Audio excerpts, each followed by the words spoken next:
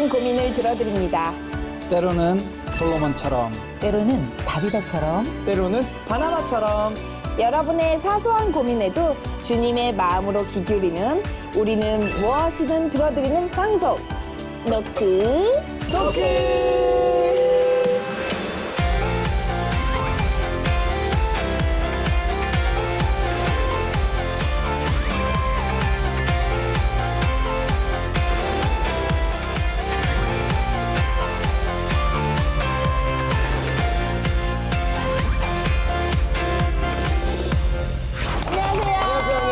안녕하세요. 네, 어떻게 한 주간 잘 지내셨어요? 예전에 네네네. 제가 교수님께 조언을 받고 간 적이 있었어요. 뭐냐면 교장 선생님 50분 앞에서 내가 강연을 해야 되는데 어떻게 해야 되나. 네. 그래서 교수님께서 뭐라고 말씀하셨냐면 그냥 해라. 어차피 안 듣는다.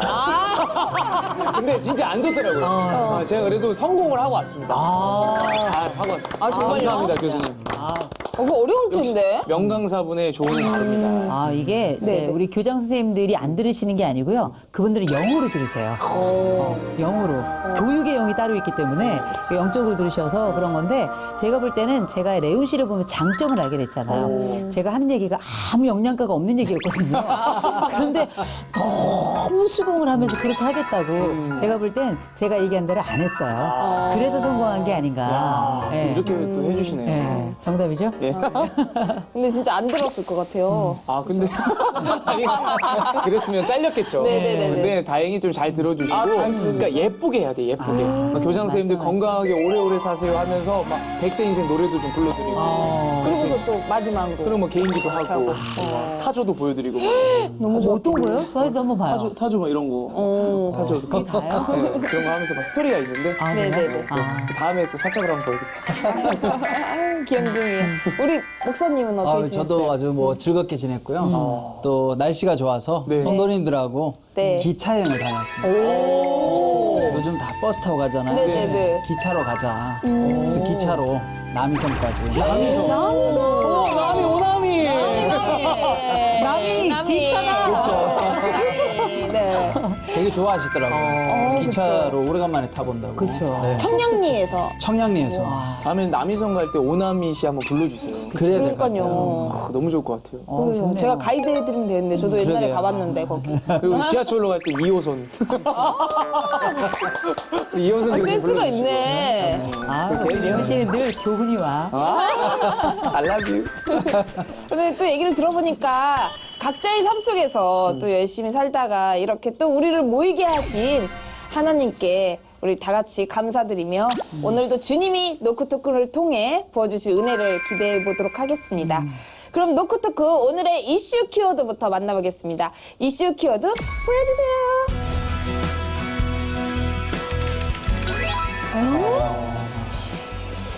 네. 오늘의 이슈 키워드는 바로 데이트 폭력입니다. 데이트 폭력이란 정확히 어떤 상황을 말하는 건가요? 우리가 이제 데이트 폭력은 두 개의 단어의 합성어죠. 데이트, 폭력. 중요한 건 데이트에 방점이 있는 게 아니에요. 네. 폭력에 방점이 있는 겁니다. 네. 모든 이야기가 아무리 아름답게 포장되어도 데이트가 중요한 게 아니라 폭력이 중요하다는 거. 굉장히 먼저 우리가 생각해야 될 부분인데 네. 일단 저희가 이 데이트 폭력의 사전적 의미를 제가 좀 말씀을 드릴게요. 우리가 데이트 폭력을 이렇게 정의합니다. 연인 관계나 호감을 가지고 만나는 관계에서 일어난 폭력. 이걸 우리는 통칭 아울러서 데이트 폭력이다 이렇게 이야기를 하는데 일단 대부분의 데이트 폭력은 첫 번째 일방적이라는 거. 그래서 전반적으로 우리가 알고 있는 일방적인 것의 영역 안에는 여러 가지가 있죠. 우리가 알고 있는 신체적 폭력이라든지 정서적 폭력이라든지 당연히 정서적 폭력 안에는 언어적 폭력도 들어가겠죠. 야이 뭐 이런 거 있죠. 깜짝이야. 그것뿐만 아니라 경제적 폭력도 들어가고요. 또 성적인 폭력 이런 것들도 굉장히 다양하게 하나 이상의 폭력의 요소가 한 사람에게 일방적으로 나타날 때 우리가 이걸 데이트 폭력이라고 이야기하는데 가장 어려운 건 뭐냐? 이 폭력이 데이트란 말에 가려진다는 거. 사랑이란 단어에 가려진다는 거. 폭력의 방점에 있지 않고 데이트의 사람이 자꾸 방점을 둔다는 거. 여기 있는 거거든요. 이제 중요한 건 우리가 요거에 대한 그 민감도 높이는 거. 요거부터 시작해야 될 것 같습니다. 저는 주변에 그런 선배가 있거든요. 그 누구라고 이야기는 안 하겠지만 저희 개그 쪽은 아니에요. 네. 근데 여자친구랑 통화를 하면은 네. 욕을 막 그렇게 해요. 선배가요? 예. 상욕을 예, 이 쌍욕을 좀 해요. 그래서 폭력이라는 게 이렇게 주먹으로 때리거나 몸으로만 하는 게 아니라 언어적인 폭력이 맞구나. 그쵸. 근데 여자 친구분도 막 욕을 해요, 서로. 같이 막 욕을 해요. 그러다 보니까 이게 커지다 보니까 막 이 욕이 겉잡을 수 없이 이제 집안 욕까지도 나오더라고요. 오 마이 갓. 네가 그렇게 살았으니까 뭐 그렇게 된 거 아니겠니? 이러고 뭐 이러면서 싸운다 보면은 야, 난 진짜 저렇게 살면 안 되겠다. 무섭더라고요, 너무. 그래서 아우 끔찍하더라고. 근데 지금도 또 만나요. 잘 만나고 있어요. 근데 그래요? 이게 그 진짜요? 희한하게 이게 텐션이 이렇게 올라가면 그러더라고요. 애칭 아닌가요, 서로? 모르겠어요. 이게 그런다고 욕을 그냥 어떻게? 우리는 남들과 다르게 한번 그런 애칭 좋아하세요? 진짜요? 아니요. 싫어하죠. 저는 사랑해주고 사랑한다는 말이 얼마나 아름답습니까? 또 호칭이 관계를 규정하기 때문에 네. 그 사랑하는 사람 사이에 욕설이다? 이건 반드시 폭력이에요. 아유, 그럼요. 맞아요. 그럼 고객님 쌍방이네요? 쌍방이죠. 근데 네. 쌍방. 모르겠어요. 둘이 사귀는 게 신기해 아직까지. 그게 본인 얘기는 아니죠? 저는 저는 헤어진 지가 꽤 돼가지고. 기도합시다. 아멘 주님. 네. 근데 정말 이해가 안 가는 게 데이트 폭력을 당해도 계속 만남을 유지해야 하는 분들이 생각보다 많으세요. 대체 왜 못 헤어지는 거예요? 참 이상하죠? 네. 그렇게 당하면서 아직도 같이 있냐? 이런 얘기 많이 하죠. 그리고 나서 심지어 이게 결혼으로 이어지면 그렇게 맞으면서 그 남자랑 사니? 그 여자랑 사니? 이런 얘기 하잖아요. 그쵸. 참 놀라운 게 데이트 폭력이 진짜 위험한 이유는 재범률이 70%가 넘어요. 한 번 폭력이 시작되면 다음번에 이게 반복될 가능성이 70%가 넘는다는 건 거의 대부분 반복이 된다. 이렇게 봐야 될 것 같은데 그 고리가 어디서부터 생성이 되느냐? 내가 사랑해서 너에게 그렇게 했어. 방법은 잘못됐지만 난 너를 너무나 사랑해. 이게 되게 이상하죠? 방법이 잘못됐다면 그건 사랑일까? 이 생각을 해야 되는데 난 사랑해서 그랬어요. 우리가 방점이 딱 찍히게 되거든요. 그리고 나서 어떻게 되냐? 그 사람을 용서해요. 그것도 너무나 쉽게. 예를 들어서 제가 이렇게 레온 씨랑 사귀는데 너무 나이 차이가 안 되겠다. 제가 예를 들어서 우리 저 목사님하고 뭐 교제를 해요. 네. 저희가 이제 미혼인데. 근데 예를 들어서 우리 목사님이 저를 뺨을 탁 때렸어. 그럼 어떻게 해? 우리가 생각할 때는 제가 더 때릴 것 같죠. 네. 근데 예를 들어서 딱 때린 다음에 이 목사님이 그러는 거 너무 미안해 자기야. 너무 미안해. 막 울어. 막 무릎을 꿇어. 막 빌어. 그 다음에 옷을 막 벗으면서 온몸을 막 비틀어. 그럼 나 잘못했다는 거죠. 그럼 어떻게 해? 마음에서 괘씸한데 이 용서의 몸부림이 너무 기특한 거야. 그래서 어떻게 해? 알았어. 다시 그러지 마. 이러면 어떻게 되는가? 다음날 바로 시작하는 거예요. 이렇게 용서를 구하고 빠른 용서가 있잖아요. 네. 그러면 그 뒤로 더 빨리 용서를 구할 일이 또 생겨나는 거예요. 이러면서 우리가 알고 있는 교제의 방식이 폭력의 반복으로 이어지는 거죠. 그러니까 이게 재범률이 그만큼 높다는 얘기, 또 한 번 이런 일이 발생할 가능성이 높다는 이야기는 초두에 어떻게 반응할 것인가. 또 한 가지 실제 우리가 가지고 있는 이 방식의 문제는 뭐가 무엇인지 알아내는 것, 네. 더 중요한 것, 더 잘 관리해야 되는 것, 보복에 대한 두려움 다루는 것. 굉장히 중요하죠. 네. 맞아보지 않은 사람은 몰라요. 그 폭력의 두려움이라는 것. 그 다음에 보통 그런 사람들 얘기하죠. 어디 가서 얘기하면 너 죽여버려. 너 딴 데 가서 너 도망가? 너 세상 끝까지 쫓아간다? 두려움을 얘기해요. 이런 부분까지 함께 다뤄야죠. 폭력임에도 불구하고 아까 교수님 말씀하신 것처럼 데이트의 방점이 찍히다 보니까 그쵸. 폭력이라는 심각한 인식이 없는 거야. 그러니까 괜찮겠지. 사랑하다 보면 그럴 수도 있지. 예. 그렇게 이제 넘어가는 경우가 있고, 두 번째는 상대방이 나를 사랑해서 너무 사랑하다 보니까 그랬겠지. 네. 또 내가 용서하고 받아주면 좋아질 거야. 그래서 많은 경우 우리가 이제 이런 마음을 가지죠. 메시아 컴플렉스처럼 내가 저 사람을 어떻게 잘 회복시키고 치유하면 좋아질지 몰라. 그래서 이제 계속적으로 또 만나는 경우가 있는 것 같습니다. 주변에 그런 누나가 한 명 있어요. 그러니까 어떤 누나냐면 남자친구분이 막 나쁜 남자처럼 대해요. 막 욕도 하고, 심지어는 이 누나는 자기 남자친구를 그 다른 여자랑 놀고 있는 클럽에서 마주친 거예요. 그런 모습도 봤어. 정말 나쁜 남자잖아. 근데 이 누나가 헤어지지 못하는 이유는 이 자식을 보는 순간 화가 나고 헤어지겠다는 생각을 수백 번, 하루에도 수십 번 넘게 하는데, 근데 헤어지지 못하는 건 뭔가 모르게 이 자식이 나를 채워준대요. 그래서 이 미치겠대, 이것 때문에. 그래서 헤어질까 말까를 저랑 그때 커피를 마셨을 때도 계속 이야기를 하는 거예요. 그 얘기만 3시간 하는 거예요. 헤어질까 봐. 그러니까 저도 스트레스를 받는 거예요. 물론 지금은 잘 안 만나요. 그 이야기 또 했던 말 또 하니까 지금도 안 헤어지고 3년째 그러고 만나고 있어요. 아이고. 그거 얼마나 힘들어요. 근데 뭔가 모르게 그 남자가 채워준대요. 저 어떻게 알아요 그걸. 뭐 돈으로 줄 수도 있고 뭐 그러는데 그거 너무 어렵더라고요. 마음이 너무 안타깝고.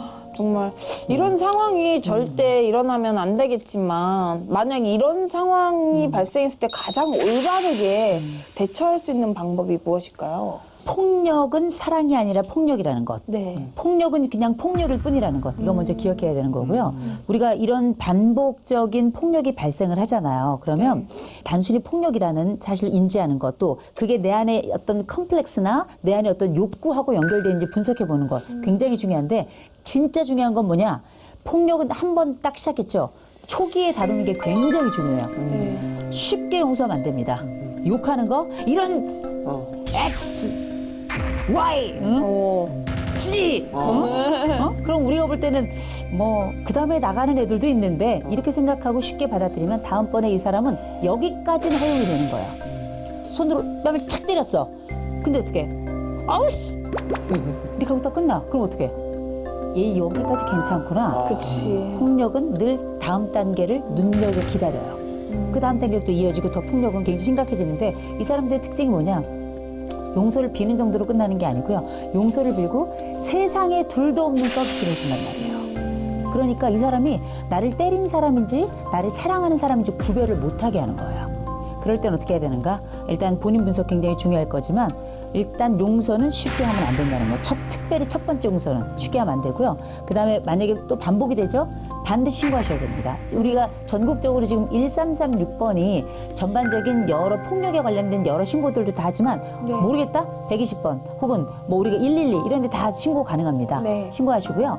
이 우리가 알고 있는 뭐 여러 뭐 스토킹 관련된 폭력, 뭐 데이트 폭력 굉장히 많은데 어떤 것이든 피해자는 죽을 때까지 고통을 받아요. 그걸 먼저 기억하셔야 되고 그리고 실제 그 교제 사실과 관련해서 우리가 기억해야 될 게 이런 데이트 폭력이 자주 일어나는 커플들을 보면 주변 사람들이 이 커플들 사이에 일어나는 일을 잘 모르는 경우가 많아요. 특별히 부모들이. 그래서 반드시 누군가와 교제를 할 때 약간의 위험성도 그렇지만 늘 다른 사람들에게 공개적으로 알려야 돼요. 이런 공동체의 공식화는 타인이 나를 함부로 하지 못하게 하는 굉장히 중요한 과정이기 때문에 특별히 부모님들께 저는 꼭 말씀드리라고 교제 사실을 왜냐 내가 너랑 사귀고 너랑 무슨 일을 하는지 나는 집에 가서 주로 미주알 고주알 얘기하는 편이야. 네가 어디 사는지 또 네가 생일이 언제인지 우리 엄마가 다 알고 너 참 괜찮은 사람이래. 네. 그 얘기 뭐냐 네가 다른 일을 할 때 마찬가지 정보를 우리 부모는 받아. 이런 얘기거든요. 반드시 그래서 주변 사실 알리는 거 되게 중요하고요. 알린 다음에는 어떻게 해야 되는가? 거리를 두셔야 돼요. 때로는 보고 싶기도 해요. 실수로 그랬겠지. 용서하게 되잖아요. 그런데 한 번 용서 반드시 쉽게 하시면 안 되고요. 그다음 반복적인 폭력이 있다? 이 사람은 저는 신고를 못 하겠다면 완전히 거리를 두어야 된다고 생각해요. 한 번 폭력에도 불구하고 두 번째 반복됐다? 이 사람은 세 번의 가능성을 앞으로 당겨오고 있는 사람이거든요. 절대 이거는 용인해서는 안 된다라는 게 제 생각입니다. 말씀하신 것처럼 폭력이 발생하면 정말 단호하게 거부하고 네. 또 경고하는 것이 필요한데 이제 그러려고 하면 아까 말씀하신 것처럼 잘 안 될 수가 있잖아요. 이렇게 정에 매여서. 그래서 사실은 가족들한테 알려야 되는 거예요. 그래서 나의 상황을 자꾸 이야기하고 네. 또 때로는 전문가를 찾아가서 네. 내가 내 자신을 컨트롤하지 못할 때 주변에서 이렇게 이야기해주고 좀 주변, 네. 잡아주고 말려줄 수 있도록 이제 그럴 때 주변 분들의 반응도 참 중요합니다. 많은 경우 이런 이야기를 호소하면 네. 야 너가 바보여서 그렇지 너 왜 그렇게 사냐. 근데 사실은 양가 감정이 다 있거든요. 사실은 여전히 좋아하는 감정도 남아있기 때문에 이게 마음이 흔들리는 거예요. 다시 어떻게든 돌아갔으면 하는. 그렇기 때문에 사실 이런 이야기를 했을 때 주변에 있는 분들이 같이 이제 위로해주고 좀 받아주는 게 필요해요. 세 번째는 아까 교수님 말한 것처럼 이제 경찰에 신고하거나 이렇게 단호하게 해야 되는데 그러려고 하면 이제 조금 자세한 내용들을 남겨두는 게 또 필요하죠. 그래서 뭐 문자나 메시지나 이런 대화 내용이나 이런 것들을 남겨두면 근데 아유 뭐 그냥 넘어가지 이제 이러다 보니까 나중에 정말 심각해졌을 때는 어떻게 할 수 있는 방법이 또 없는 것이죠. 그리고 마지막으로 저는 이제 참 중요한 것 중에 하나가 우리가 교회 안에서 이런 일이 발생할 때 많은 교회들이 접근하는 방식이 용서해야 된다. 혹은 그 가해한 사람이 좀 더 교회 안에서 뭐 유력한 분의 자녀라든가 아니면 그런 사람일 때 네. 더더욱 이제 오히려 교회 공동체 피해자를 도와주기보다는 가해자를 돕는, 그래서 용서하라고 하는 근데 이런 잘못된 용서에 대해서 단호하게 좀 끊어낼 수 있어야 돼요. 사실 이럴 때는 가해자에게 은혜가 필요한 것이 아니라 피해자를 철저하게 보호하고 돌보는 것이 필요하고 가해자를 격리 조치시켜줘야 돼요. 사실 교회가. 그래서 그런 부분들을 조금 신중하게 접근해야 될 것 같습니다. 네, 마지막으로 우리 데이트 폭력 가해자들에게 한마디씩 부탁드릴게요. 때리지 마. 사람을 왜 때려? 무슨 권리로 때려? 네가 뭐라고? 맞아.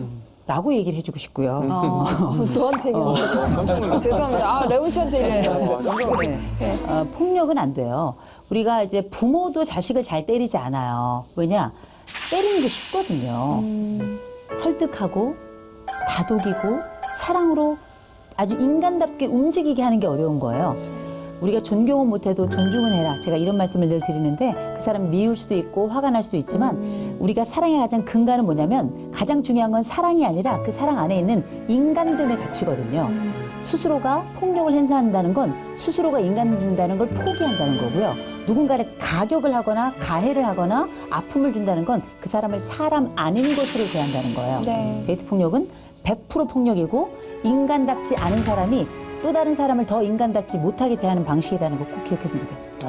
맞습니다. 성경에도 하나님이 네. 우리 사람을 만드시고 나서 보시기 좋았다라고 하고 그다음에 부모님이 우리를 보셔도 정말 애지중지 키우셨고 보시기에 심히 좋으신데 그리고 헌법에도 인간의 존엄성에 대해 나오는데 안 했으면 좋겠어요. 정신 좀 차리고 네. 아니면 하나님한테 한구탱이 맞으니까 그렇지. 정신 좀 차렸으면 좋겠어요. 데이트 폭력하는 사람 괜히 하나님한테 맞지 말고. 하나님도 때리세요? 예? 아 그거는 이제 본인이 맞아봐야 알겠죠.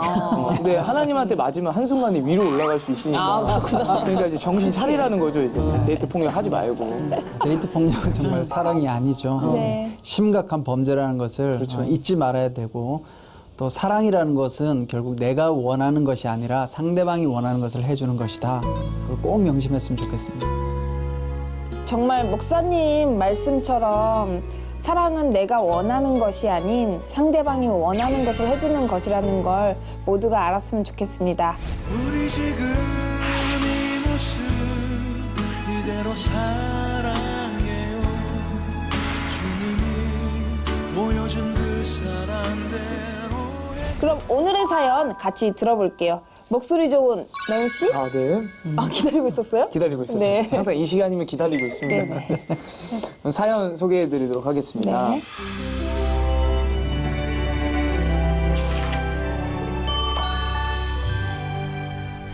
안녕하세요. 저는 26년간 연애는 생각으로만 해보고 여자랑 손 한 번 제대로 못 잡아본 남자입니다. 주변에 아는 여자라고는 엄마, 자주 가는 슈퍼 아주머니가 전부네요. 직업 특성상 직장에서도 여자라고는 찾아볼 수가 없고 도대체 연애를 어디서부터 어떻게 시작해야 될지 너무 답답합니다. 사실 저에게 있어 지금 가장 큰 문제는 자신감인데요. 얼굴도 큰 편이고 키 170, 체격도 왜소, 얼굴도 많이 못생긴 편이라 어느 순간부터 누군가를 만나는 것 자체가 두렵고 무서워졌어요. 요즘은 지나가는 여자를 바라보는 것조차 어색하고 어렵습니다. 계속 탓만하지 말고 스스로 바뀌어보자는 생각으로 운동도 열심히 해봤지만 달라지는 건 없었습니다. 불투명한 미래를 생각하니 제 자신이 한없이 초라하게 느껴지네요.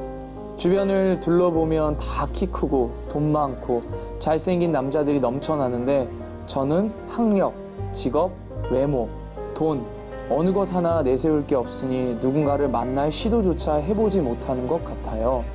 좋아하는 여자한테 다 해주고 싶은 게 남자 마음인데 그런 부분을 해줄 수 없을 거라고 생각하니까 그냥 포기하게 됩니다. 한 살 한 살 더 먹을수록 갑자기 찾아오는 외로움을 견딜 수가 없어 정말 괴롭고 슬픕니다.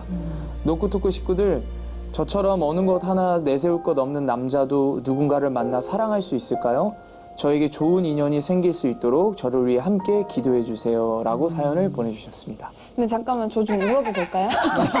너무 슬퍼가지고. 아니 뭐 왜 이렇게 와닿죠? 교수님, 모태솔로에 대한 사회적 반응이 어떤지 궁금하거든요. 뭐 사회적 반응 생각할 거 없습니다. 네. 많아요. 많아요? 남들이 막 다 연애하는 거잖아요. 절반은 뻥이다. 응? 다 그냥 한 것처럼 하는데 여러분 옛날에 그 군대에 다녀오신 분들 이렇게 보면 네. 얘기를 막 거창하게 하는 사람일수록 방이다 이런 얘기가 있었어요. 저희 오빠예요. 근데 이제 네. 뭐 본인이 보면 막 완전히 그냥 뭐 북한에도 가서 막 마치 막 이렇게 막 낙하산도 탄 것 같은데 네. 그냥 인사만 낙하산인 것 같은 뭐 이런 느낌이 있거든요. 근데 생각해 보면 실제 모태솔로 너무 많고요. 또 내가 사랑을 해보거나 연애를 해봤다고 하지만 나는 늘 실패였다. 이렇게 고백하는 사람들이 많기 때문에 일단 이 모태솔로라고 하는 게 어떤 특별한 뭐 굉장히 슬프고 안타까운 몇몇 소수의 이야기가 아니라 이제는 굉장히 많은 사람들의 이야기고 거기에는 우리 사연의 주인공께서 얘기해 주셨던 이 자존감의 이야기도 함께 들어가 있는 아주 굉장히 일반적이고 보편적이고 누구나 사실 말하지 않지만 하고 있는 공동의 고민이 아닐까 싶어요. 그래서 그런지 네. 여전히 또 이 모태솔로를 바라보는 또 시각은 좀 부정적인 시선이나 편견을 많이 또 가지고 있는 것 같아요. 저 사람 뭐가 문제 있는 거 아니야? 뭐 이런 이제 생각을 많이 하는데요.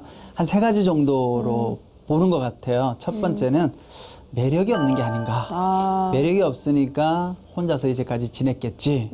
이렇게 생각하는 것이 있고 또 둘째는 저 사람 성격에 문제가 있는 게 아닐까. 성격이 안 좋으니까 사람을 못 사귀는 게 아닌가 하는 또 의심의 눈초리로 바라보기도 합니다. 그리고 세 번째는 흔히 또 이런 이야기를 하죠. 눈이 너무 높은 게 아니냐. 네, 그 사람의 시각에 문제가 있다.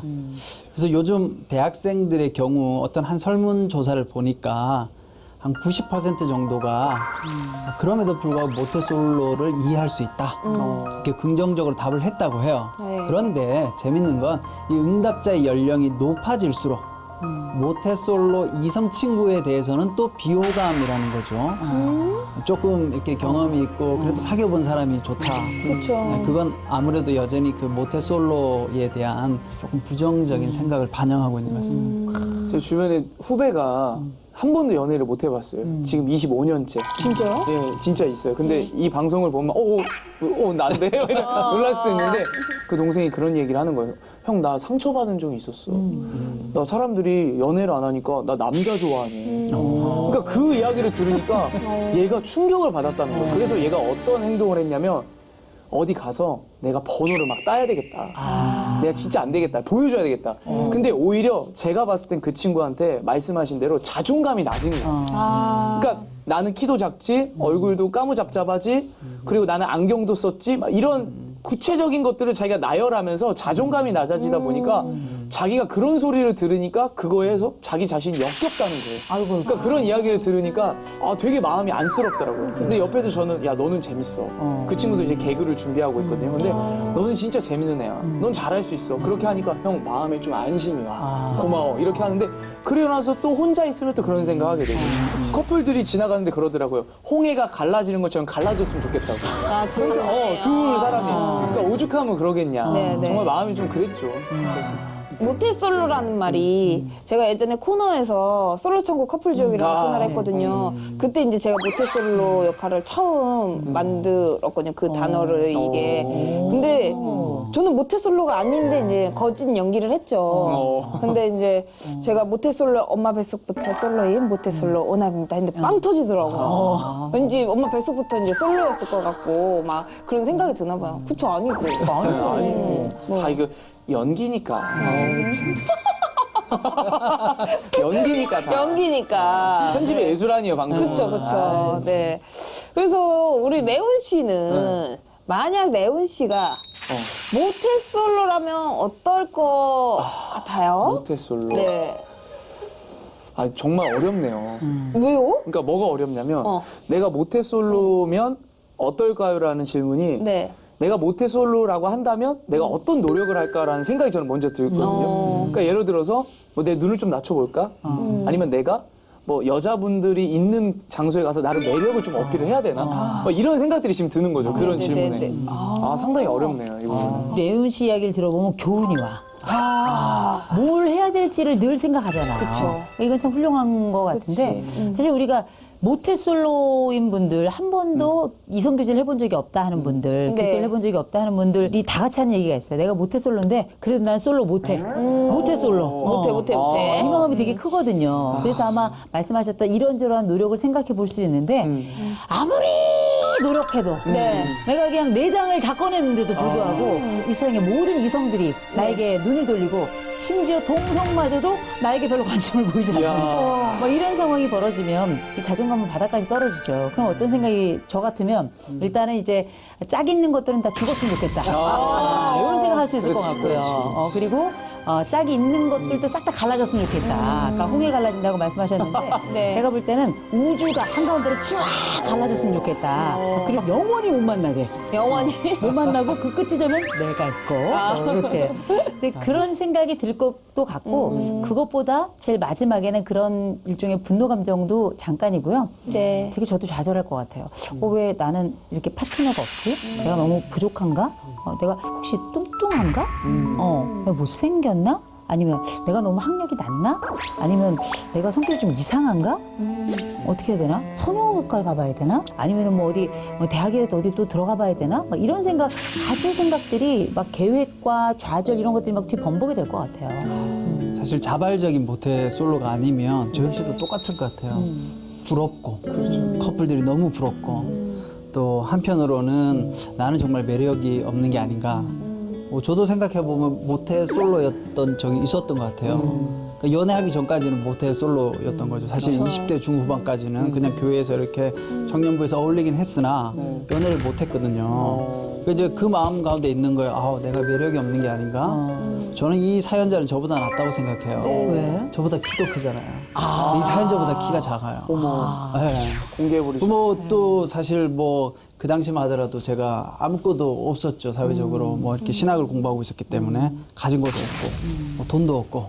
예, 그러니까 사실은 이 사연자의 마음이 참 이해는 가는데 참 힘들 것 같아요, 어쨌든. 네, 저 같은 경우도 그랬었던 적이 있다. 목사님 이렇게 공감하는 건 처음 봤어요.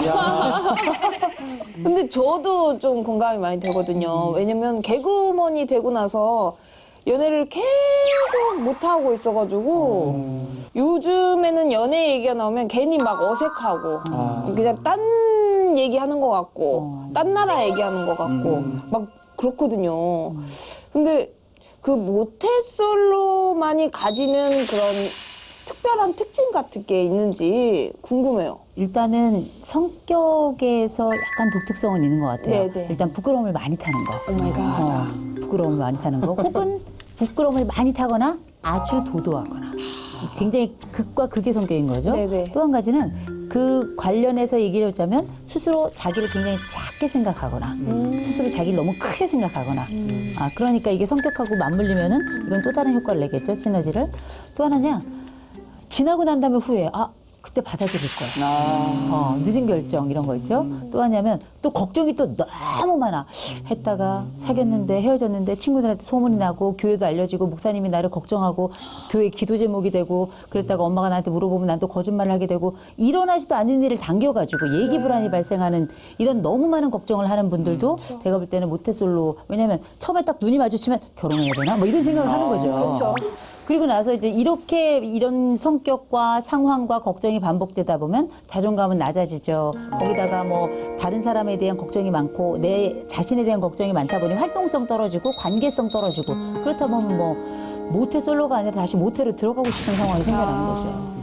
그 모태솔로의 특징을 저도 한 몇 가지 꼽아보면 네. 첫 번째는 사실 외모가 전부는 아니지만 자기 자신의 외모를 사랑하고 또 가꾸는 노력은 필요하거든요. 근데 이제 모태솔로인 경우를 보면 그렇게 자기를 가꾸진 않는다는 거죠. 그냥 막연하게나마 뭔가 나를 좋아하고 사랑해주는 사람이 왔으면 하는 기대만 있지 내가 내 자신을 조금 이렇게 가꾸는 거에 대한 노력은 좀 부족한 것 같고요.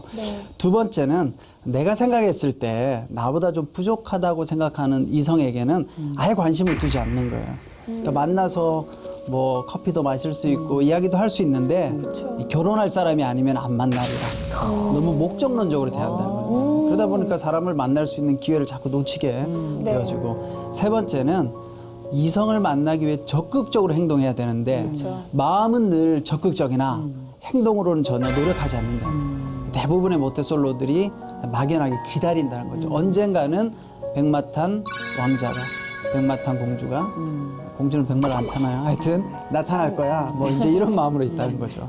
저희 청년들 입장에서는 저는 주변에서 제가 봤을 땐 두 가지가 딱 있더라고요. 첫 번째는 이 접근법과 소통법이 좀 달라요. 그러니까 예를 들어서 이 핸드폰으로 마음에 드는 자매가 있어요. 마음에 드는 자매한테 접근하는 것과 소통이 다른 거예요. 예를 들어서 자매님 안녕하세요. 오늘 날씨가 너무 좋네요. 아가서 말씀에 네 눈은 뭐 같고 막 쌍태 노루에 뭐 그 눈망울 같고 그다음에 나와 함께 묵상하시죠. 그럼 자매가 미친놈 아니야. 나는 하나님과 묵상하고 싶은데 너까지 거랑 필요 없단 말이야. 그러니까 꼭 접근을 할 때 말씀, 막 기도 나눔, 그러니까 이런 걸로 하니까 안 되는 거예요. 이 모태솔로 형 중에 몇 명 있거든요, 저희 교회에. 매일 보내. 막 그리고 일부러 단체 문자인 것처럼 가장해가지고 보내요. 안녕하세요, 저는 누구입니다. 저는 지금 뭐 날씨가 이런 곳에서 한강에 와 있는데 나중에 한강 오면 참 좋을 것 같아요. 우리 다음에 한번 모으시죠. 막 그런 문자들 쓸데없는 거. 나는 네 문자 따위 관심이 없거든. 근데 자꾸 막 말씀 중심, 막 성경 중심. 그러니까 또 하나의 목회자가 돼버리는 거야. 이러면 안 되는 거야. 이게 문제거든요. 요즘 청년들의 문제. 그리고 두 번째는 부모님에 대한 것도 있더라고요. 어떤 남원에 있는 누나가 30에 모태솔로였는데 30에 결혼을 해버렸어요. 근데 그 아버지가 목사님이신데 아버지가 막 강력하죠. 그 부흥 강사님처럼 아멘, 아멘 막 이런 목사님이세요. 근데 그 목사님이 만나지 마. 하나님이 짝져준 사람 만나. 내가 봤을 때 마음에 드는 사람 만나 해가지고 근데 결혼을 했어요. 근데 한 번도 안 사귀고 한 번 소개팅에 한 방에 결혼했어요. 어떻게 하구나 선. 그러니까 저도 의아해하는 거예요. 왜 목사님이 너무 강압적이니까 무조건 하나님이 짝져준 사람 그리고 내가 만나라고 한 사람 만나 그런 경우도 봤어요. 그때 보면서 느꼈죠. 아 이게 부모님의 또 영향도 있을 수 있겠구나. 네. 지금 잘 만나고 계세요? 지금 잘 결혼하고 애도 낳고 살죠. 근데 모태솔로에도 남자와 여자의 경우가 또 다를 것 같거든요. 어떤가요? 제가 볼 때는 이제 공통점이 있고 남녀 간에 좀 차이점이 있는 것 같아요. 네네. 먼저 첫 번째 공통점은 뭐냐? 혼자가 편해. 그래서 혼자 있는 시간이 굉장히 많아요. 둘이 있는 시간 없어. 찾아다니지도 않고요. 두 번째, 외부 환경에 전반적으로 좀 둔감하고요. 또 변화 의지가 별로 없기 때문에 목사님 말씀하신 외모의 변화라든지 환경의 변화를 적극적으로 추진하지 않아요. 그리고 세 번째는 자기만의 세계에 몰입해 있어서 반드시 자기가 좋아하는 뭔가가 있긴 있는데 그게 사람은 아니야. 게임이라든지 아니면 뭐 꼭 몰려달라도 또 동성하고만 다녀요. 동성하고 다니는데 그 친구들 보면 연애를 안 해.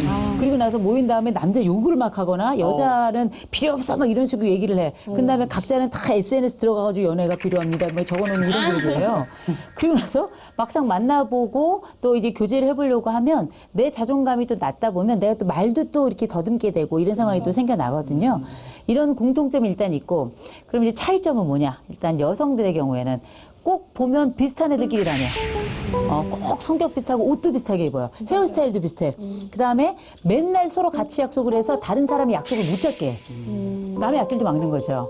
그리고 나서 다른 애들 같이 이렇게 다닐 때 보면 그 중에 한 친구가 리더가 돼서 모든 남자의 성향을 차단해. 그런 거 있죠. 아까 그 이제 강력한 목사님처럼 딱 차단하고 그 다음에 남성들 같은 경우에는 일단 여친보다 게임이 먼저. 이런 경우 굉장히 많고 또 외모 관심 전혀 없고요. 잘 안 씻고요. 그리고 외모에 대한 자부심도 하지만 실패에 대한 두려움이 굉장히 크죠. 겉으로는 막 괜찮아 하고서 막 이렇게 반바지에 이렇게 막 털 북술, 그다음에 머리 안 감고 막 찌글찌글 막 이런데도 괜찮아 왜 남자. 근데 속은 외로워. 이거 자기를 잘 드러내지 못하고 밖과 안이 매칭이 잘 안 되는 경우가 남성들에게서는 좀 많이 발견이 되죠. 모태솔로의 이제 형제들, 남성들 보면 이 자신감이 대체적으로 많이 결여돼 있는 것 같아요. 그러니까 사실 보통 남자와 여자의 이렇게 만남 속에는 남자분들이 조금 그래도 적극적으로 다가가야 되는데 적극적으로 다가가지 못하는 거죠. 그러면서 이제 자신이 하는 합리화가 내 외모가 부족해서 내 능력이나 경제력이 안 좋아서 날 좋아하지 않을 거야. 이제 이러면서 어떻게 보면 자기를 위로하는 그리고 또 몇 번 좀 거절을 당해도 좀 당당하게 또 이렇게 다가가서 자꾸 이렇게 이야기를 걸고 하면 되는데 네. 그걸 못하는 거예요. 거절당하면 금방 위축돼가지고 여성들 같은 경우는 좀 반대인 것 같아요. 거꾸로 이게 남자분들이 이제 다가오기만을 기다리는 거죠. 특별히 이제 교회 안에서 우리 여자 청년들 보면 기도만 하고 있어요. 물어보면 어떻게 하고 있냐? 기도하고 있습니다. 기도하면 언젠가 올 것이다. 너무 이제 신앙 중심으로 성령이 오죠. 그렇죠. 맞네. 성령이요. 그래서 그러다 보니까 어떤 일이 발생하느냐. 정작 또 남자들이 다가오면 경계를 해요. 왜냐하면 훈련을 해보지 않았기 때문에 관계 연습을. 그러다 이제 나중에 더듬어 보면 후회가 되죠. 그때 그 사람 참 좋은 사람이었는데. 그렇지. 그러면서 이제 또 이런 말을 해요. 마지막 한 번만 더 다가왔으면 내가 마음 문을 열었을 텐데. 뒤늦은 후회지. 이러면서 이제 후회하는 경우도 있는 것 같습니다. 근데 이게 그 솔로로 지낸 분들이 또 다 같이 하는 얘기들이 있어요. 여성분들 같은 경우에. 네. 그래서 내가 마음 먹고 이제 그래 이번 인생이 이제 마지막이다 불살아보자. 난 마음 먹고 딱 들이대면 도망간대요. 남자들이요? 남자들이 도망간다는 거예요. 그런 경험 없으신가 봐요. 저는 예 남자를 못 만나가지고 네. 그래서 마음 먹고. 갑자기 그리 말씀하시니 할 말이 없네요. 네. 갑자기 아니 진짜 어디서 만나야 되는지 모르겠어요. 아니, 지금 제 얘기하는 것 같아가지고. 근데 일단은 남자들 많은 곳도 여성들이 많은 곳, 이성이 많이 하늘을 봐야 별을 딴다는 얘기가 있는 맞아요. 것처럼 일단 본인을 노출하고 많은 경험, 눈의 경험이나 귀의 경험을 할 수 있는 그리고 또 맨 마지막에 이 심장의 경험을 하게 될 때까지 네. 이렇게 그런 기회를 많이 보는 곳에 가야 누군가 나의 매력을 발견하거든요. 그러니까요. 저희가 이제 방송에서 보여지는 이미지랑 또 실제 모습이 또 다르다 보니까 맞아요. 예, 이제 실제로 보고 이제 호감을 가지시는 분들은 계시는 것 같아요. 근데 호기심이 그런 게 많더라고요. 저한테. 호감이 아니라 호기심. 예, 제가 말을 잘못했네, 처음에. 호감이 아니라 호기심을. 네. 그러다 보니까는 이제 저는 그래서 마음의 상처를 많이 받았죠. 네, 근데 저도 호기심에. 남희 씨를 보면서 약간 놀랬던 게 제가 방송에서 네. 그 화면에서 봤던 남희 씨는 굉장히 조금 자신 있어 보이고 약간은 좀 뻔뻔함도 좀 있고 네, 이걸 네, 이제 네. 좋은 말로 하면 당당함인데 네. 개그맨은 그 개그우먼도 그렇고 당당함을 넘어서야 그쵸. 개그가 될 수 있다고 저는 생각을 맞아요, 해서 맞아요. 그 얼굴에 그 두터움이 남다를 수 있겠다 이런 생각을 네. 했는데 막상 만나보니까 너무너무 수줍어하고요. 네, 저 깜짝 놀랐어요. 심지어 제가 여자인데 저랑도 눈을 잘 못 맞추고요. 네, 맞아요. 그리고 그래서 앉을자도 너무 다소곳이 그냥 여자야. 이렇지만 않으면 돼요. 네. 근데 저는 깜짝 놀랐어요 진짜로. 그래서 심지어 제가 가까이 보니까 눈빛도 너무너무 뭐랄까 조용한 눈빛이더라고요. 제가 그래서 이분이 가지고 있는 자기의 직업적 요소로서의 그 보여주는 면과 네. 이 사람의 안쪽의 모습은 정말 다르구나. 네. 그래서 저는 만약에 오나미 씨를 개인적으로 이렇게 계속 본다면 네. 우리가 알고 있는 그 오나미 씨에 대한 그런 그 널리 알려진 약간 그 과한 이미지랄까 네. 이런 것들하고는 또 다른 매력을 굉장히 느낄 것 같아요. 전 많이 반했어요. 아, 진짜. 따로 출연료를 챙겨주세요. 아, 그럴까요? 받았어요 벌써 뒤로. 받으셨구나. 어머. 정말 반했어요 저는. 아, 진짜 너무 유능한 우리 심리 교수님이신 것 같아요. 쉽겠죠. 네, 제 마음을 꿰뚫고 있고. 그러니까요. 네. 근데 제가 볼 땐 주변에 아마 마음으로 품고 있는 분들이 많을 거라고 저는 봐요. 정말로. 아멘. 네. 그럼 교제를 한번 해보도록 하겠습니다. 좋은 일을 하면서. 근데 제가 궁금한 게 있는데 실제로 요즘 여자들이 남자를 볼 때 가장 중요하게 생각하는 게 뭔지 궁금하거든요. 보통 남자들은 첫 번째도, 두 번째도, 세 번째도 여성들의 외모 이렇게 이야기를 많이 하고 네. 여성분들은 역시 전형적으로 여전히 아직도 능력을 많이 보는 것 같아요. 네. 경제력이나 이런 것들. 제가 최근에 어떤 그 20대 후반에 우리 청년한테 물어봤더니 네. 뭘 보느냐 그랬더니 연금 있는 남성이 좋다고. 그러니까 그걸 또 보통 아주 재혼할 때 조건인데 그 정도는. 의외더라고. 20대 후반인데 벌써 국민연금도 연금을 없이. 잘 들고 있는가. 국민연금. 예, 그게 능력이 굉장히 중요하다는 거죠. 근데 거기에 보태가지고 플러스 되는 것 같아요. 그 능력이라는 게 경제적인 것만 말하는 게 아니라 어떤 여성에 대한 배려나 태도, 또 아까 뭐 스타일 이야기하는데 네, 스타일. 뭐 센스, 뭐 이렇게 스타일, 감각. 그렇죠, 감각, 성격도 거기 들어가는 것 같아요. 어떻게 보면 유머, 언어를 잘 사용하는 거. 이게 네. 그래서 우리 개그맨이나 개그우먼들을 좋아하는 것 같아요. 정말 사람들이. 있잖아요. 네. 맞아. 네. 아니 근데 저도 이제 남자를 볼 때 서로 대화가 잘 되는 사람 막 끊기고 막 이렇게 하면은 좀 어색하고 막 그러거든요. 그리고 또 내가 재밌는 걸 쳤을 때 이분도 하 이렇게 웃어야 되는데 그게 뭐야? 그러면 진짜 막 이렇게 막 되거든요. 철렁. 철렁 막 이러고서 저도 근데 능력도 중요하지만 이제 서로 대화가 잘 되고 그치. 그분이 제 직업을 좀 존중해줬으면 좋겠고 저도 뭐 그분을 어떤 일을 하든 간에 사람이 괜찮은 사람이면 저도 당연히 존중을 하고 서로 그렇게 응원해줄 수 있는 그런 남자를 만나고 싶다라는 게 좀 크고 그 스타일 좋은 남자도 좋고 아, 당연하죠. 네. 봐야 저는 됩니다. 참고로 이제 정우성 씨를 좋아해요, 제가. 중요한 건 정우성 씨가 저를 안 좋아해요. 핵심은 거기 있는 거지. 저도 강하늘 씨 좋아하는데 강하늘 씨가 저를 안 좋아해요. 그죠? 심지어 몰라. 그치, 모르죠. 네. 지금 사연의 주인공은 무엇보다 자존감을 회복하는 훈련이 필요해 보이거든요.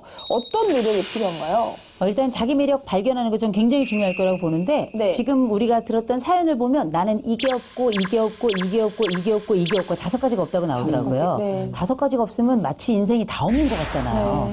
그런데 가만 생각해 보세요. 일단 살아 있고요. 그다음에 직장도 있고요. 그리고 이 사람이 노력을 하는 사람이 운동도 했대요. 또 운동 같은 건 왜 하나? 거기 가면 남자밖에 없는데.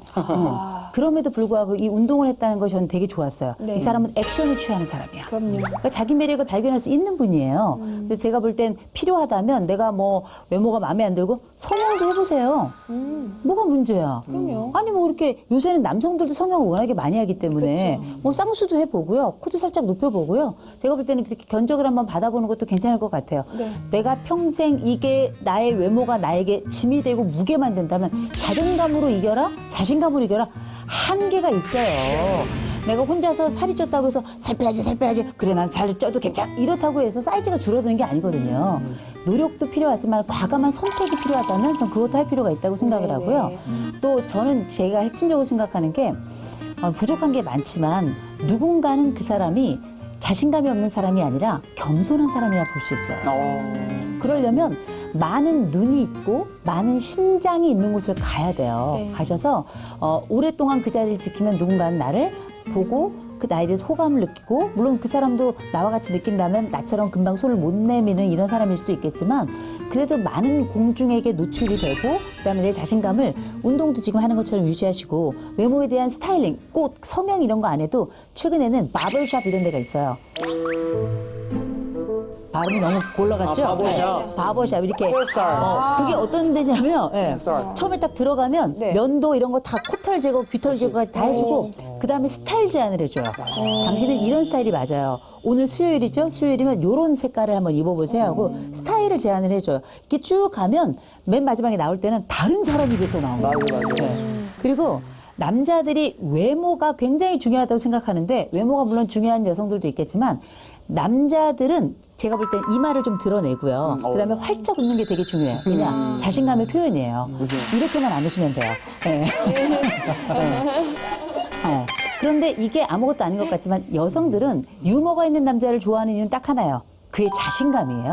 그럼. 안정성이 있어야 유머가 발사가 되는 거거든요. 그래서 외모 자체에 대한 그 방점이 너무 크다? 변화를 위한 제안을 받고 그리고 나서 너무 자신감이 떨어진다? 자신감 올려주는 여러 상담 기관도 많아요. 상담 한번 받아보세요. 그래서 그런데도 안 된다? 그건 어쩔 수 없어요. 하는 데까지 가는 거죠. 그러나 제가 볼 때 그 과정에 자신감도 생겨나고 이미 이 분은 직업도 있는 분이니까. 그리고 이제 여러 사람에게 많이 노출이 되고 없는 없는 거 막 따져봐야 소용없어요. 가진 것을 헤어보아야 이걸 쓸 수 있어요.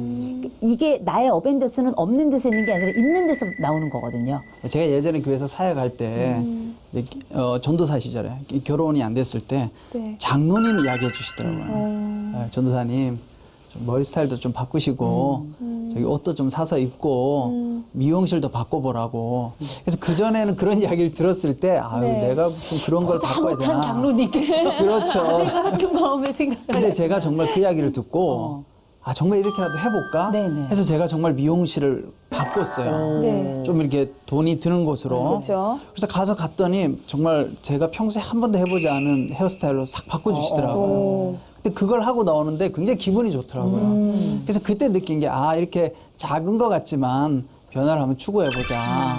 또 남성은 자신감이 중요한 것 같아요. 다른 걸로 할 게 없다면 자신감이 중요한데 제가 이렇게 많은 경우 이렇게 연애를 하다가 주로 이제 잘 안 됐어요. 근데 이제 깨달은 게 하나 있었어요.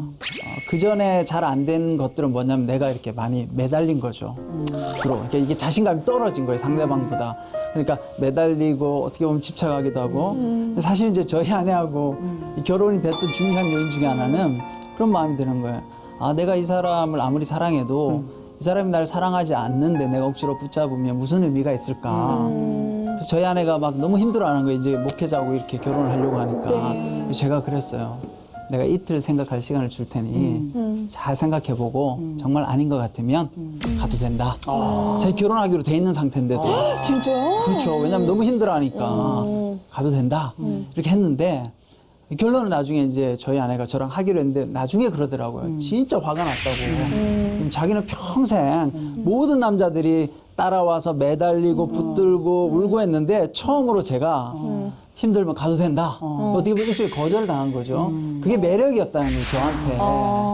나한테 이렇게 한 사람 아무도 없었는데. 근데 저는 그게 뭐였냐면 내가 그렇게 해도 안 되는 걸 이제는 그렇게 붙들고 살지 말고 그냥 하나님 안에서 언젠가 나에게 주시겠지. 이제 그런 마음으로 했는데 이제 마음이 열린 거죠. 그래서 저는 이 형제한테도 그런 말을 하고 싶어요. 외적인 거, 내가 없는 거 자꾸 하려고 하지 말고 네네. 자기 안에 자신감을 가지면 그걸 볼 수 있는 여성분이 있지 않을까. 아멘. 저도 현실적인 청년 입장에서 네. 벤츠 자동차에서 기다리는 남자가 되지 말고 벤치에 앉아서 꽃을 들고 기다리는 남자가 되자. 근데 중요한 건 벤츠가 낫죠. 시원하니까. 아, 지금 벤츠 맞아요. 자동차. 그 차. 아, 자, 그래서 예. 벤츠가 아니라 벤츠인데 네네네. 그래도 기왕이면 둘 다 꽃을 가지고 기다리는 남자가 되라라는 말씀과 함께 두 가지를 이야기를 하고 싶어요. 하나는 레슨은 프로에게 가라. 선수는 선수를 알아보고 선수는 아마추어를 가르치기가 쉽거든요. 저도 가끔씩 그 마음에 드는 여성이 있을 때 막힐 때가 있어요. 저는 항상 사촌형 찬스를 씁니다. 그래서 이 사촌형은 모든 여자의 마음을 다 알아요. 왜? 선수이기 때문에. 그렇기 때문에 이 형이 코칭해주는 대로, 이 형이 말해주는 대로 하면 실수하지 않아요. 그러니까 이 형제한테 그렇게 얘기하고 싶어. 교회 안에 또는 친구들 중에 분명히 선수들이 있어요. 근데 그 선수들을 잘 보고 배워야 돼요. 모방을 할 줄 알아야 돼요. 왜냐? 그들은 이미 여자의 마음을 알아요. 전 전적으로 동의해요. 왜냐면 배워야 돼요. 맞아. 서툰 것은 배움으로 마감하잖아요. 그래서 이 관계의 방식이나 이 사람은 어떤 마음을 가질까를 선수들이 가지고 있는 특징은 기술을 막 쓰는 게 아니라 분석력이 있는 거예요. 맞아. 좋은 분석력이 있는 거라 저도 그걸로 간신히 결혼했네요. 아, 진짜 책 보고 연애하겠어요, 맞아. 이제는. 이론이 다 너무 까먹어가지고. 풍성하다, 지금. 네. 왠지 교수님한테 얘기를 하면, 고민 상담을 하면 이게 다 될 것 같아요. 우리나라 유명하신 상담원 아유, 교수님이시죠. 제 연애 관련해가지고 이제 보통 고3 친구들이 수능을 네. 보고 나면 애들이 굉장히 산만해요. 뭐 학교에서 통제도 안 되고 뭐 난리잖아요. 그러면 이제 몇몇 사람들을 불러다가 아이들 대상으로 강의를 합니다. 그 강의의 주제는 뭐냐, 뭐 미래, 장래 다 필요 없어요. 연애예요. 연애. 그래가지고 이제 어떻게 그 사람의 심장을 빠르게 뛰게 할 수도 있고 늦게 뛰게 할 수도 있는. 아, 요거 이제 연애하잖아. 애들이 모든 휴대폰을 다 내려놓고 주여, 주여 하고 들어요. 맨 마지막에 아멘, 할렐루야 하고. 아멘. 네, 그러면. 지금 이제 이 촬영이 끝나고 나서. 난리 나겠다. 네, 난리 나겠다, 진짜. 우리 스태프분들부터 해가지고 여자분들만 따로 네, 강의를 듣는 걸로. 근데 저는 주로 재혼에 강해요. 기도합시다. 예.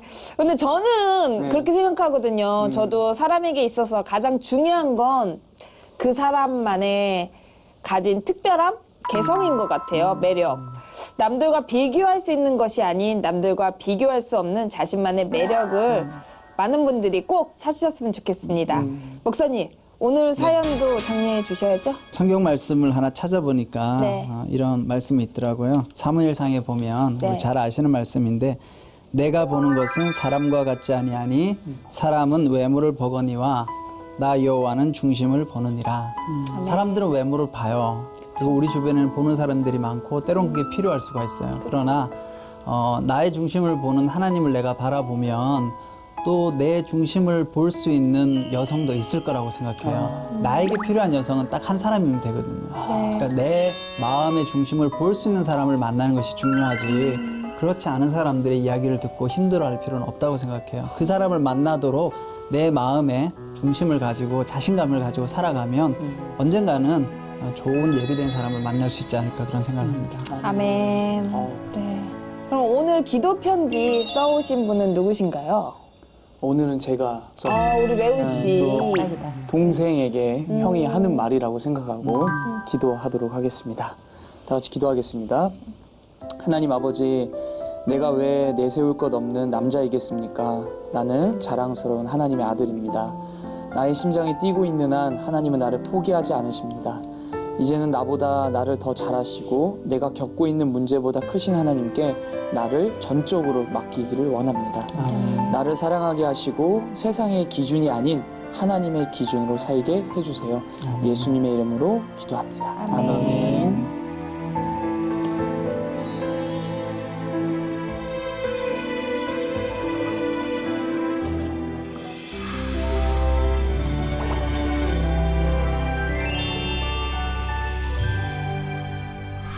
네, 매주 이 시간만 기다리는 저에게는 늘 이 질문할 때가 되면 너무 아쉬운데요. 다들 오늘 어떠셨어요? 저는 이제 20대, 30대가 다 공감할 얘기가 아닐까 라고 생각을 하고요. 그리고 지금 사연을 보내주신 분이 26이시잖아요. 제가 이제 나는 모쏠이다 할 때는 한 46은 돼야 되지 않나. 46. 네, 그래서 아직까지는 You are still so young. 아니 너무 젊고 지금부터 이제 막 사랑을 시작할 나이거든요. 그래서 다른 사람들의 연애 이야기에 불화내동할 필요 없고요. 새로운 사랑은 앞으로 제가 볼 때도 뭐 충분히 시작하고도 남을 나이기 때문에 모쏠이라기보다 이제 출발선에 섰다. 이렇게 보시면 참 좋을 것 같아요. 맞아요. 저는 교회 목사님들께서 늘 기도의 법칙할 때 마태복음 말씀에 구하라 주실 것이요 찾는 이가 찾아낼 것이고 두드리는 얘기 열릴 것이니라 라고 말씀을 하시는데 이게 연애의 법칙 같아요. 구하라, 일단 하나님께 구하는 거예요. 하나님, 내가 어떤 자매가 마음에 듭니다. 그리고 또는 저 자매가 마음에 듭니다. 그 다음 찾으라, 찾았으니까 어때요? 두드리라, 열릴 것이요. 근데 그 열리는 방법은 아까처럼 프로한테 레슨도 좀 받아보고 그리고 자존감도 좀 높여보고 그리고 가장 중요한 건 멘토도 연구도 좀 해보고 어떻게 하면 이 자매와 내가 순간 포착, 즉석으로 뭔가 약간 그 인연 느낌으로 만날 수 있는 그런 여지도 한번 만들어보고 공부해야 돼. 공부해야 돼. 전략. 그래서 노력이 아닌 노략이라고 하는 게 노력하면서 전략을 세워라. 그래서 그런 것들을 성경대로 해보면서 기도도 하면서 전략적으로 해보는 게 가장 중요하지 않을까 생각이 들더라고요. 저는 어느 한 시의 제목처럼 사랑하라, 한 번도 상처받지 않은 것처럼 아직 사랑하기엔 너무나 많은 시간이 있는 청년인 것 같아요. 실패해도 저는 그 사랑이 좋다고 생각해요. 그래서 계속 한번 도전해 보시라, 이렇게 말씀해 드리고 싶습니다. 맞습니다. 예전에 누군가가 저에게 이런 이야기를 해줬어요. 자기 자신을 사랑할 줄 아는 사람이 다른 사람도 사랑할 수 있는 거라고. 여러분도 누군가를 진심으로 사랑하고 싶다면 자기 자신을 먼저 아끼고 사랑해보세요. 조금 더 건강한 만남을 이어갈 수 있을 겁니다. 누군가 내 이야기를 들어주길 원한다면 주저 말고 놓고 해주세요. 때로는 솔로몬처럼, 때로는 다비다처럼, 때로는 바나나처럼. 여러분의 모든 고민을 주님의 마음으로 들어드리겠습니다. 사랑과 위로가 함께하는 이곳은 노크 토크. 다음 주에 만나요. 주일 예배, 새벽 기도회, 수요 예배, 주일 학교, 성가대. 픽백 집에 가서 쓰러지는 거예요. 피곤하니까. 더 힘을 더 주시옵소서. 안수를 받는데 부분이 빠지는 것 같아요. 저 못하겠습니다 하면 근데 레온 형제 등에 날개를 달아주신 분이 누구실까요? 그러니까 이런 이야기를 하면 반주자 안 오면 내가 지휘하면서 막 반주를 막 하고 막 이쪽으로 반쪽 이쪽으로 크다고 이렇게 되면 이렇게 네, 하늘의 상급이 크다고. 너무 아니 못하더라고요. 하나님 무슨 대부업하시는 그런 거 아니. 유치부 교사.